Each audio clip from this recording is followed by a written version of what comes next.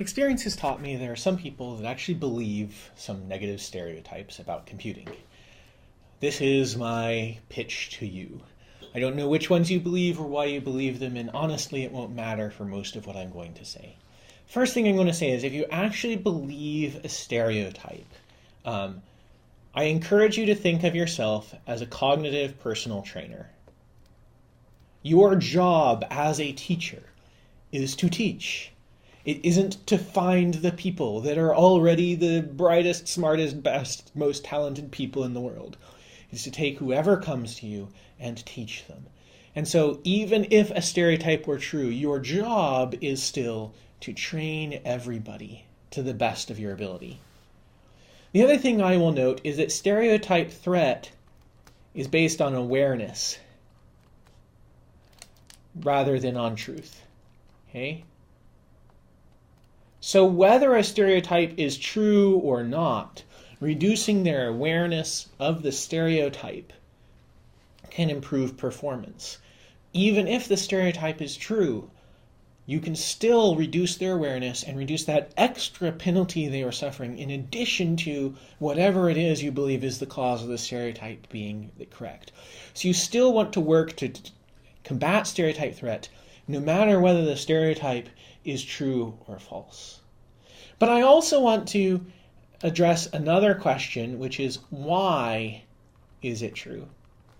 What is the force behind a true stereotype?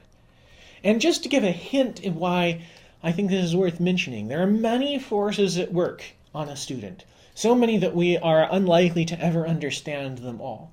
And presumably biology fits in there somewhere, but there are so many other forces out there that we can also discuss.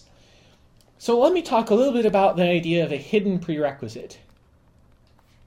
A prerequisite in general, a prerequisite is something you need to know to succeed at the course at hand, right? So you have to know arithmetic before you can succeed in algebra, or at least the way it's commonly taught you do. Those are standard prerequisites. But some prerequisites are hidden. We don't even notice that they are prerequisites. For example, some of my students tell me the prerequisite to doing well in my classes is to be able to listen to me talk quickly and read bad handwriting. These aren't things I thought about when I designed my courses, but they're nonetheless prerequisites to success. One of the hidden prerequisites we are fairly certain exists in CS courses, in particular in intro CS classes, has as a prereq this notion of spatial reasoning.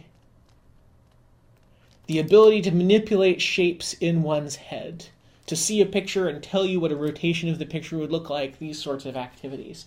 There have been various studies in this that I won't get into because I just want to wave this as an example rather than as studies about spatial reasoning. But this is something that is strongly correlated with success in low-level CS classes.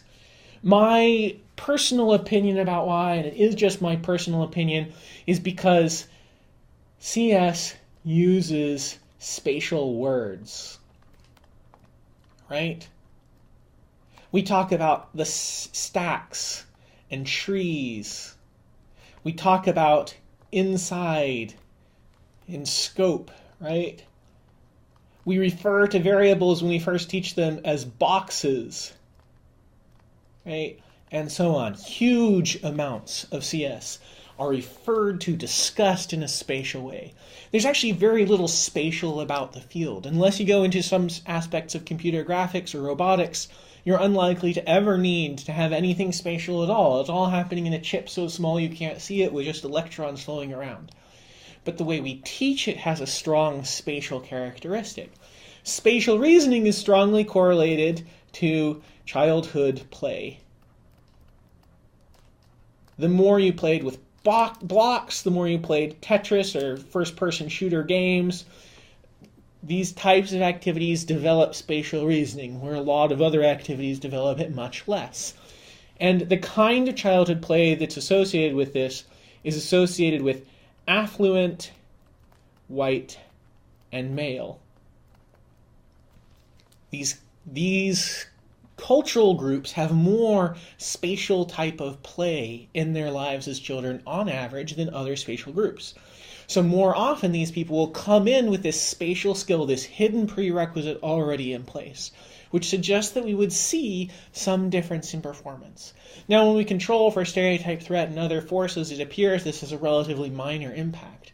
But it's always worth thinking about, if you recognize a stereotype that seems to remain, it's worth remembering that there's many possible explanations, and trying to understand why the difference exists may lead you to something you can correct along the way. So even if you believe in a stereotype, you should still try to reduce stereotype threat. You should still try to treat students as if they're going to grow and develop, and you should try to look for why other reasons might exist and see if you can combat them.